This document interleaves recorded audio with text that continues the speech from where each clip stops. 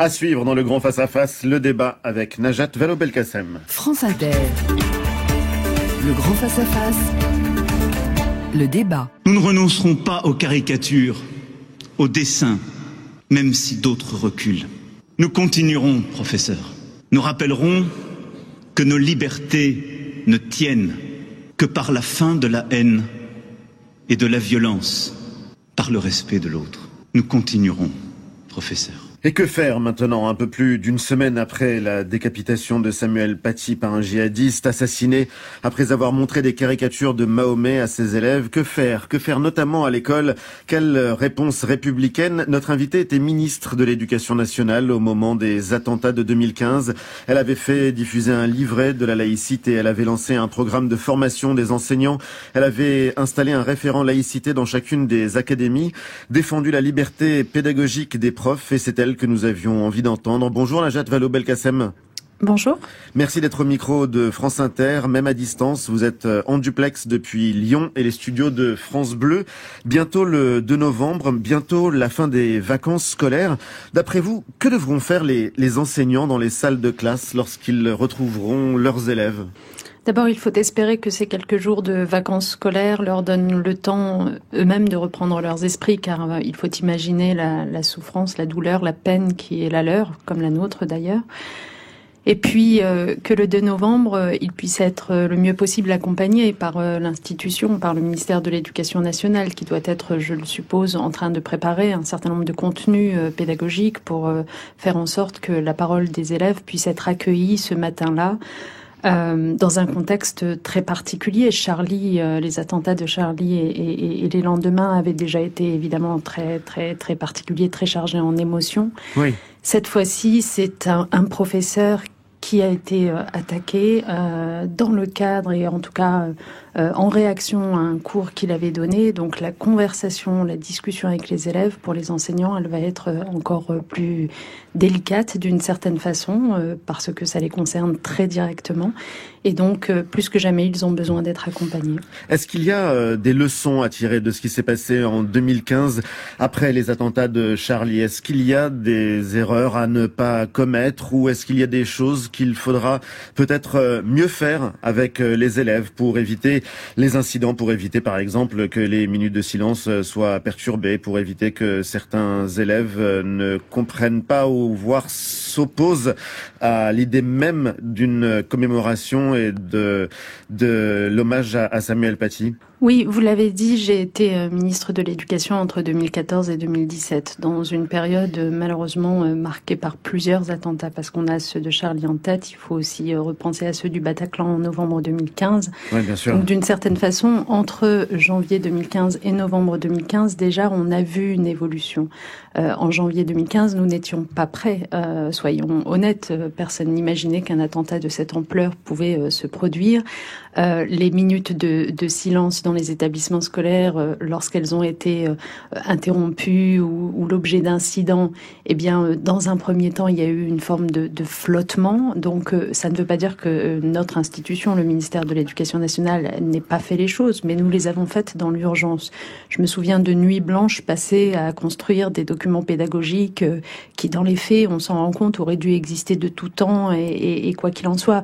Bon, donc cette improvisation-là de janvier 2015, elle n'existe plus en novembre 2015 et on est beaucoup mieux préparés et les enseignants eux-mêmes, d'ailleurs, c'était leur témoignage, je m'en souviens, étaient mieux préparés le lendemain de novembre 2015 à accueillir les enfants et même leurs familles et à accueillir cette parole et à se vouloir rassurant, parce que en fait, ce qui apparaissait très très fort, vous m'avez demandé quelles leçons j'en retenais, oui. C'est à quel point l'école, on dit souvent, c'est un creuset de la citoyenneté, c'est vrai, c'est aussi un endroit rassurant, un endroit sécurisant, l'un des rares lieux où on se dit, quand on traverse une tragédie comme celle qu'on a traversée en janvier 2015 ou en novembre 2015, j'ai besoin de raison, j'ai besoin de retrouver un cadre dans lequel voilà, c'est pas les passions qui l'emportent, c'est la réflexion, c'est la tentative de réponse aux questions que je peux avoir. Et donc en novembre 2015 en particulier, je me souviens que nombreux étaient les parents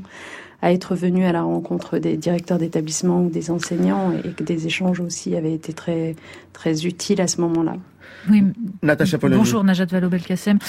Juste, pardon d'insister, mais est-ce qu'il n'y a pas depuis des années dans l'éducation nationale une forme de culture qui est à la fois celle du compromis, de la médiation, ce qui peut parfois être très bien, mais qui parfois est un peu trop faible comme réponse, et une culture du déni?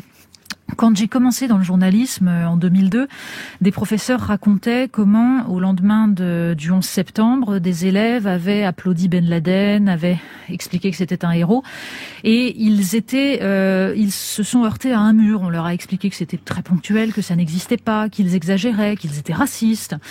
Ça a duré pendant des années, et vous évoquiez le lendemain du 7 janvier, les minutes de silence ont été dans beaucoup d'endroits perturbés.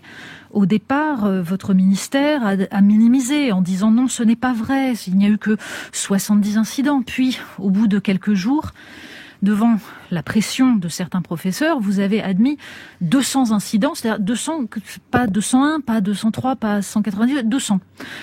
Comme une façon d'admettre que oui, c'était beaucoup plus, mais qu'on n'irait pas plus loin. Est-ce que, avec le recul, vous ne vous dites pas qu'il aurait fallu, à ce moment-là, justement, sortir de cette culture-là et aller beaucoup plus loin dans la volonté de l'institution de regarder la réalité en face? Najat Vallaud-Belkacem. Je suis d'accord avec la première partie de votre raisonnement, mais pas avec la seconde. La première partie, c'est que clairement, il y avait au sein de l'éducation nationale des incidents qui n'étaient pas suffisamment remontés, pas suffisamment signalés. Et c'est d'ailleurs tout le sujet au moment où ces perturbations de minutes de silence se produisent. C'est-à-dire que dans les faits, et je peux vous le dire, je suis à ce moment-là à mon bureau de ministre, moi, je me base sur ce qui remonte jusqu'au ministère. Donc dans les premiers temps, peu de cas sont remontés. Et c'est parce que nous passons un message pour inciter les professeurs, les équipes pédagogiques à le faire, que davantage de choses sont remontées. Donc je suis d'accord avec vous quand vous dites que malheureusement, alors c'est ce que certains appellent le ne pas faire de vagues, ou est-ce que c'est pas plus pertinent finalement de discuter avec nos élèves que de les dénoncer ou de les sanctionner. Enfin, toute cette espèce de culture-là existait, c'est clair. Et à partir de janvier 2015, vous ne pouvez pas ne pas reconnaître qu'il y a eu quand même d'énormes efforts qui ont été réalisés. À partir de ce moment-là, on décide d'une politique de fermeté, déjà, l'instauration de remontées systématiques pour les moindres incidents et de signalement. Et je peux vous dire que, y compris moi comme ministre, il m'est arrivé de m'en prendre plein la tête, parce que, d'une certaine façon, certains considéraient qu'on sursignalait. Mais pour moi, c'était absolument essentiel. On était dans un moment d'effroi, de crainte à l'égard de la radicalisation des élèves. Donc, on avait instauré des mécanismes de fonctionnement très étroits entre le ministère de l'Éducation nationale et le ministère de l'Intérieur, avec des cellules départementales pilotées par des préfets. Le rapport Aubin date de 2004. Ouais, non, mais je suis d'accord. Je suis d'accord. Le rapport Aubin, dans toute l'éducation nationale. Je dis la même chose que vous. C'est-à-dire que quand il est présenté.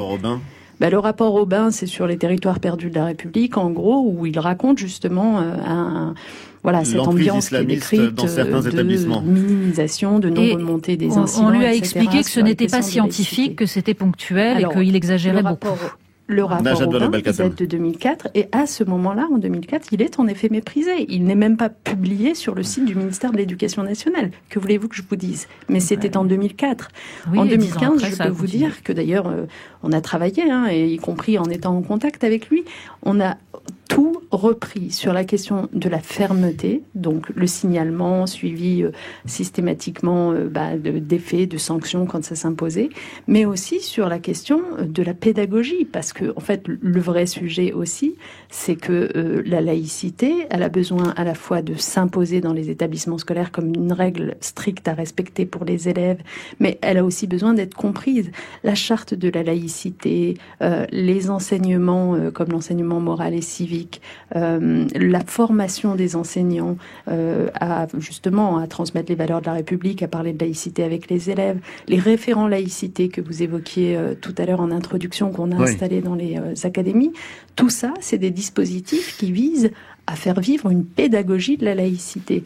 C'est-à-dire que, en gros, il suffit pas de dire, on impose, c'est ainsi et c'est pas autrement, pour attirer à vous des élèves et leur faire désirer ces valeurs de la République. Or, nous, à l'école, nous voulons faire désirer ces valeurs de la République et cette laïcité aux élèves comme des principes qui les protègent, y compris eux.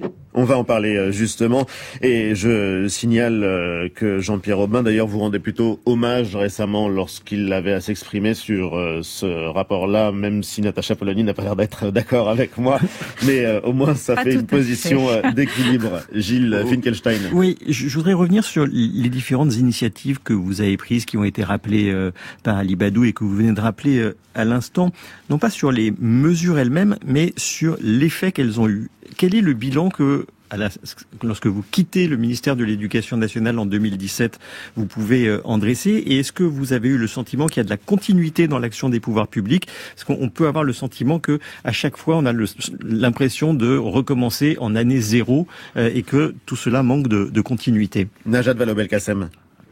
Oui, absolument. En fait, je vais vous dire, pour moi, c'est le principal risque du moment. C'est que sur un sujet aussi important, aussi sérieux, qui demande tellement d'efforts collectifs, on s'amuse d'une certaine façon à faire de la tactique. On s'amuse à prétendre que rien n'a existé avant. On s'amuse à prétendre qu'on est en année zéro de la laïcité ou de la fermeté à l'école.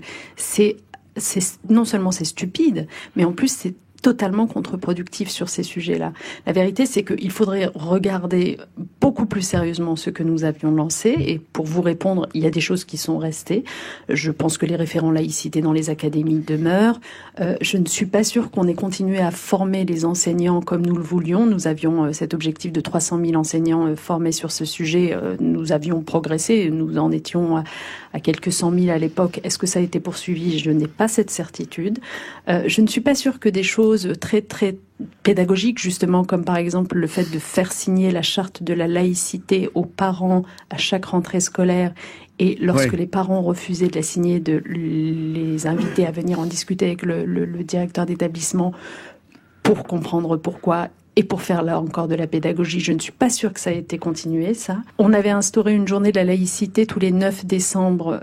Est-ce qu'il se passe encore des activités? Bon, elle a dû être conservée, mais tout est une question aussi d'impulsion et de force que vous donnez aux choses. Et donc là-dessus, honnêtement, l'un des exemples les plus criants pour moi d'un soufflet qui est retombé, c'est la réserve citoyenne de l'éducation nationale. La réserve citoyenne de l'éducation nationale, qu'est-ce que c'est? C'est à un moment donné, au lendemain des attentats de Charlie, moi, personnellement, comme ministre, mais aussi beaucoup d'enseignants, recevons énormément de courriers de citoyens de toute profession, de tout profil, des magistrats, des journalistes, etc., des personnes à la retraite, qui nous écrivent en nous disant, écoutez, tout ça, c'est trop lourd pour les épaules des seuls professeurs qui, par ailleurs, doivent aussi enseigner à lire, écrire, compter. Nous, on veut bien venir vous aider à transmettre les valeurs de la République. On veut bien, parce que c'est notre métier de journaliste, par exemple, venir parler de liberté d'expression. On veut bien, parce que c'est notre métier, venir parler de ce que c'est qu'une caricature. On veut bien, parce que c'est notre métier, venir parler du droit. Bon. Donc, à partir de là, j'avais créé ce vivier de citoyens qui était fort de on était à près de 10 000, voire peut-être un peu plus, citoyens qui étaient inscrits dedans et qui étaient censés intervenir dans les écoles. Ça avait commencé comme ça lorsque j'étais encore au ministère. Pour moi, cette chose-là a disparu.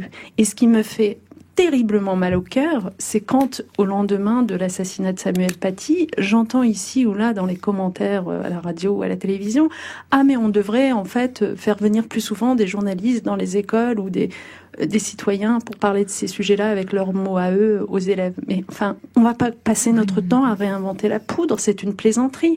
Pourquoi est-ce que ce soufflet est retombé? Natacha Polony. Juste, vous avez tout à fait raison sur un point. Il faut une continuité, je pense, de l'action publique et il faut essayer de s'inscrire, même quand on n'a pas forcément la même vision de certains sujets que ses prédécesseurs, il faut essayer de s'inscrire là-dedans. C'est pourquoi j'ai une question sur un sujet qui est une espèce de serpent de mer et qui empoisonne l'école, la question de l'accompagnement des sorties scolaires. Pour ma part, je pense que nous ne sommes plus dans un moment où il faudrait justement rouvrir cette querelle. Les difficultés sont telles que ce n'est pas le moment. En revanche, quand vous êtes arrivé au ministère, il existait une circulaire, la circulaire Chatel, qui avait instauré que on n'acceptait pas les signes religieux lors des sorties scolaires. Et bon, c'était acté. Vous êtes revenu sur cette décision. Or, la question que je me pose, c'est...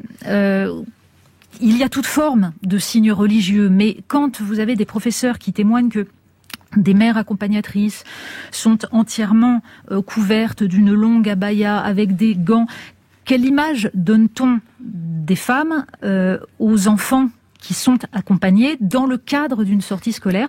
Donc ce choix, à ce moment-là, n'a-t-il pas manqué de vision sur l'idéologie qui était portée parfois par ces tenues?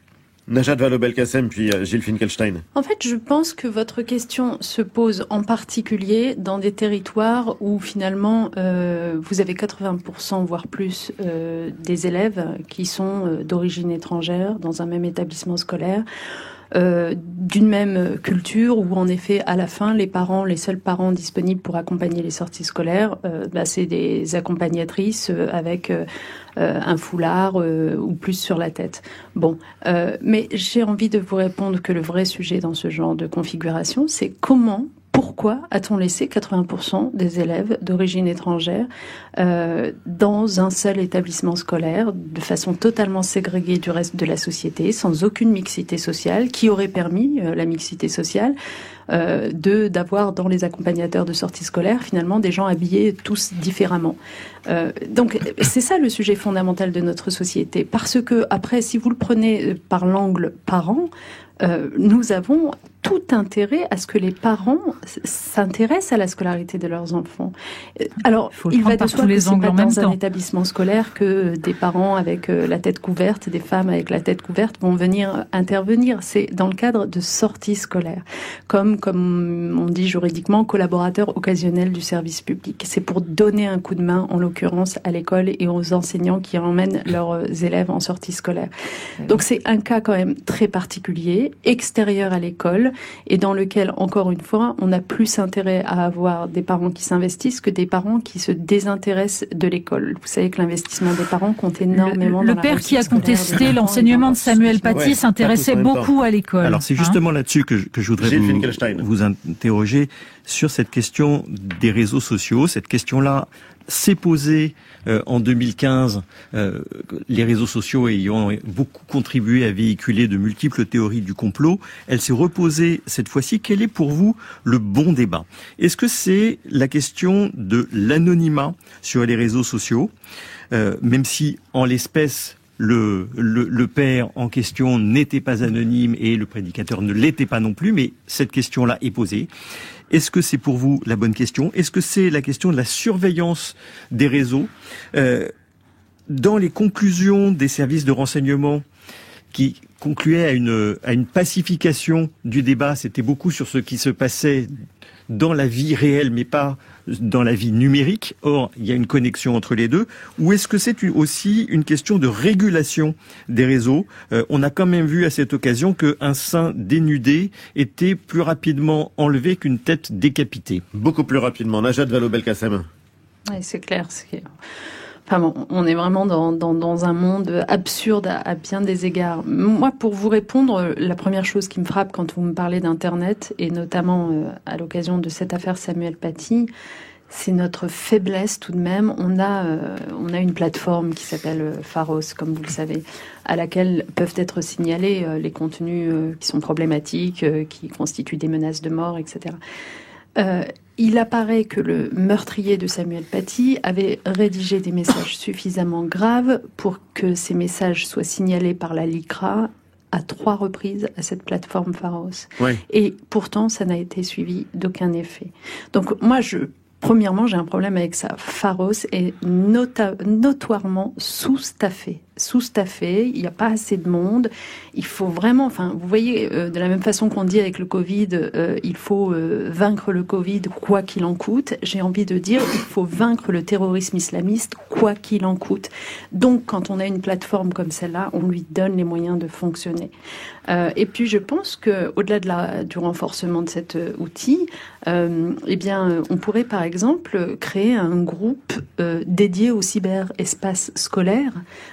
parce que finalement le cyberespace scolaire peut faire des ravages tant en matière de terrorisme, on l'a vu avec ce tragique attentat, mais aussi en matière d'harcèlement scolaire. Et puis évidemment ce que vous avez dit sur les plateformes, les GAFA, oui. Évidemment que leur rôle doit être absolument plus important, et moi je suis favorable à ce que une nouvelle loi, on parle de la loi dite Avia, soit retravaillée pour être conforme à la Constitution et fasse en sorte que ces acteurs-là aussi soient dans la régulation.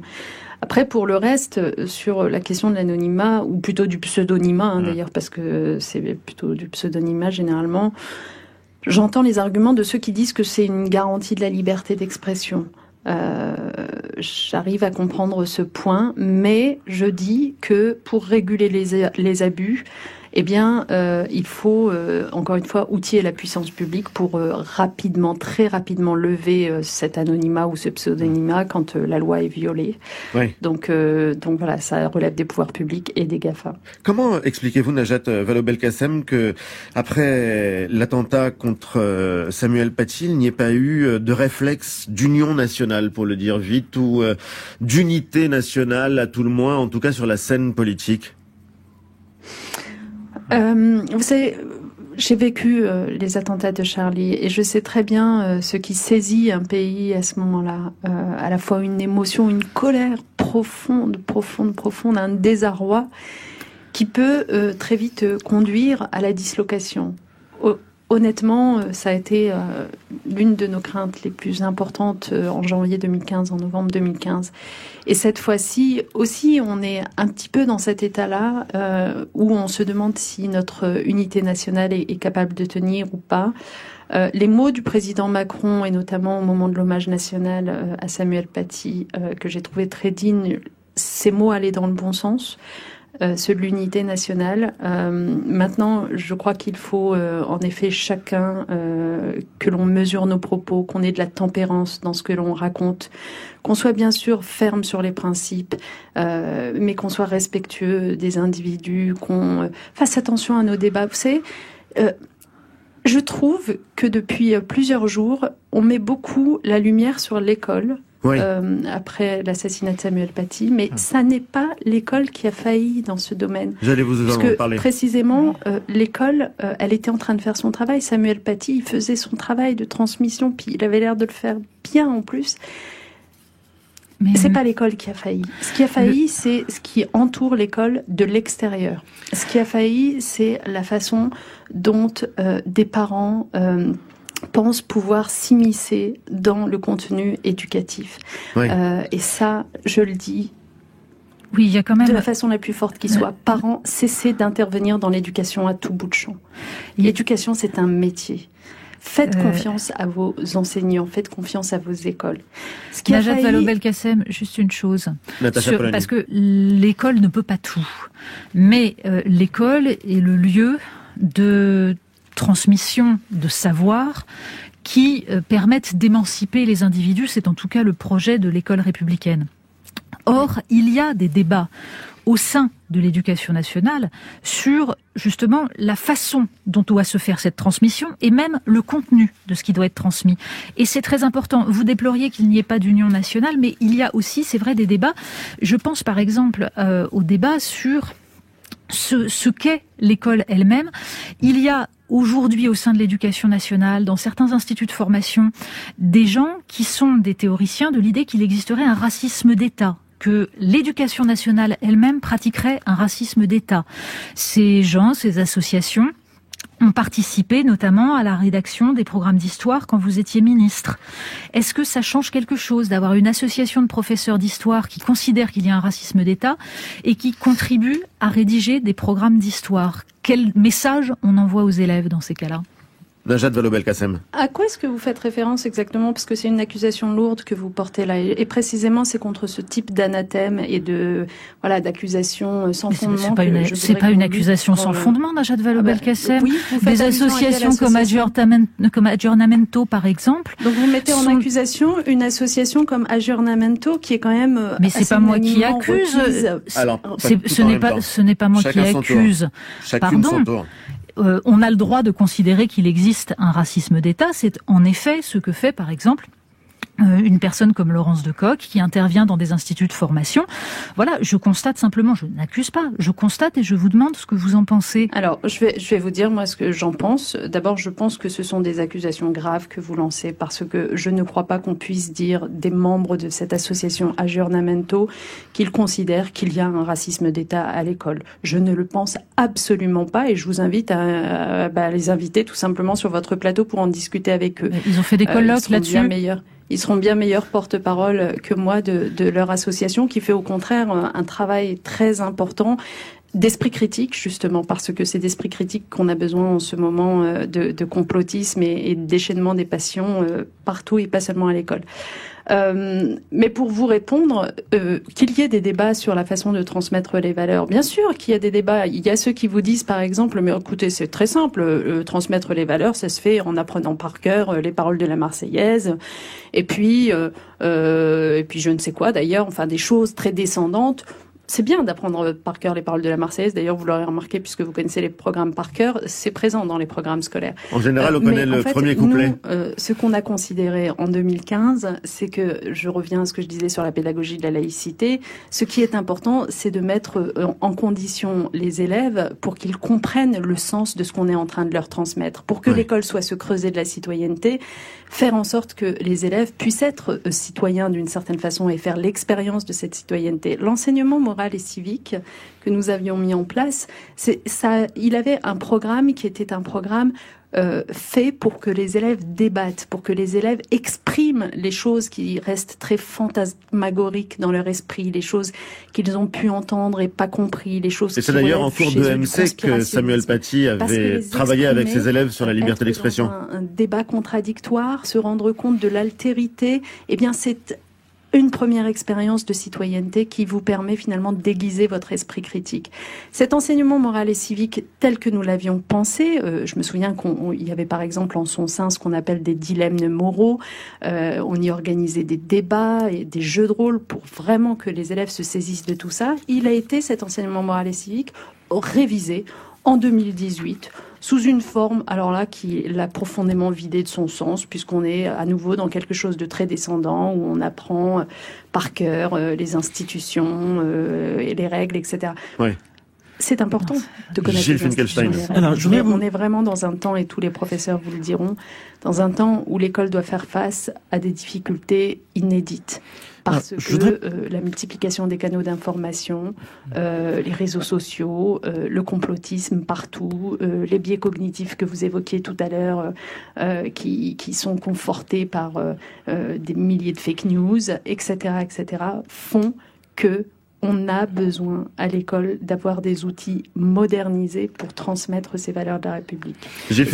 Alors, je voudrais vous interroger, non pas comme ancienne ministre de l'Éducation nationale, comme on le fait beaucoup depuis le début, mais la responsable politique, la responsable socialiste que vous avez été, que vous serez peut-être à nouveau. Olivier Faure, le premier secrétaire du Parti socialiste, a pris sur ces questions-là. C'est vrai depuis l'assassinat de Samuel Paty, mais ça a été vrai en novembre dernier, au moment de la manifestation contre l'islamophobie, des positions qui étaient très claires, qui étaient très fermes, y compris au risque de se démarquer d'une autre partie de la gauche. Je voulais savoir si vous étiez en phase avec cette position du premier secrétaire du Parti socialiste. Najat Vallaud-Belkacem.